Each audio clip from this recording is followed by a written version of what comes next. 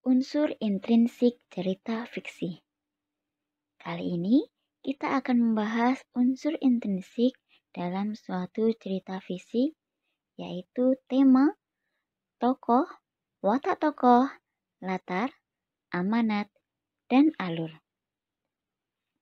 Yang pertama yaitu tema. Tema adalah ide pokok cerita.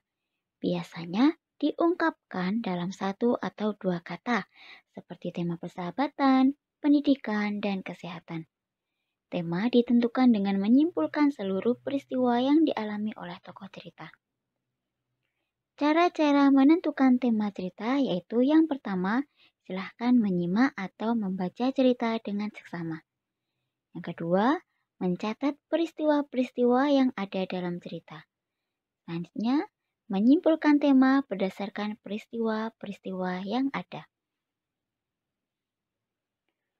Unsur selanjutnya yaitu tokoh. Tokoh adalah pemeran atau pelaku dalam cerita.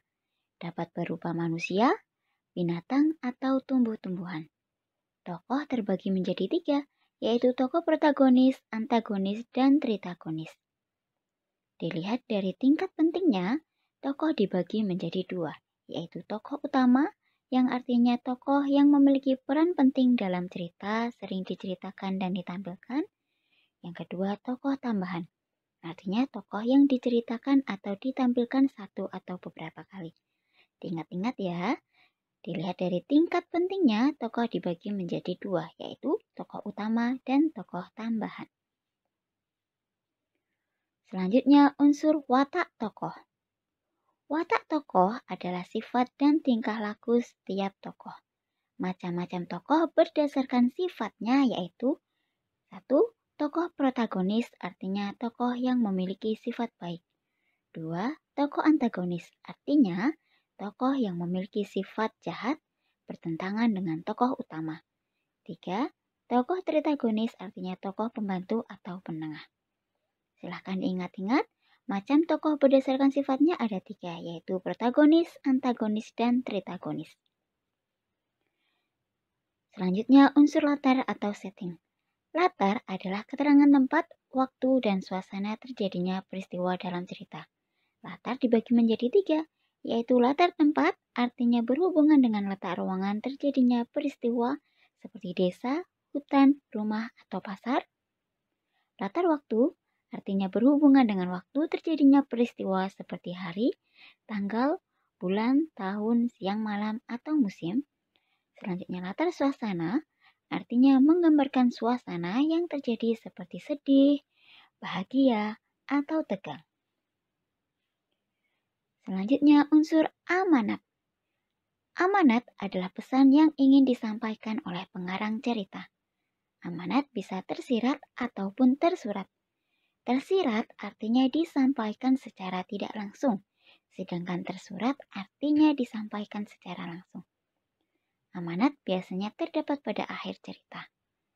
Bagaimana cara menentukan amanat? Caranya yaitu, silakan yang pertama menyimak atau membaca dengan seksama. Kedua, mencatat kalimat-kalimat yang mengandung nasihat. Dan yang terakhir, silahkan nasihat yang telah dicatat tadi dikaitkan dengan nilai kehidupan yang ada, seperti nilai moral, agama, budaya, ataupun sosial. Unsur yang terakhir yaitu alur. Alur adalah rangkaian peristiwa yang menjadi satu kesatuan utuh. Alur dibagi menjadi 3, yaitu alur maju, artinya jalan cerita urut dari awal sampai akhir. Kedua, alur mundur, artinya jalan cerita mundur seperti menceritakan tentang pengalaman masa lalu. Kemudian yang terakhir, alur campuran, yaitu jalan ceritanya bisa dari bagian tengah lalu ke awal dan ke akhir. Bisa juga dari bagian tengah ke akhir lalu ke awal. Itu tadi tentang alur. Ingat-ingat ya, alur dibagi menjadi 3, yaitu alur maju, mundur, dan alur campuran. Nah, itu tadi adalah materi tentang unsur intrinsik cerita fiksi.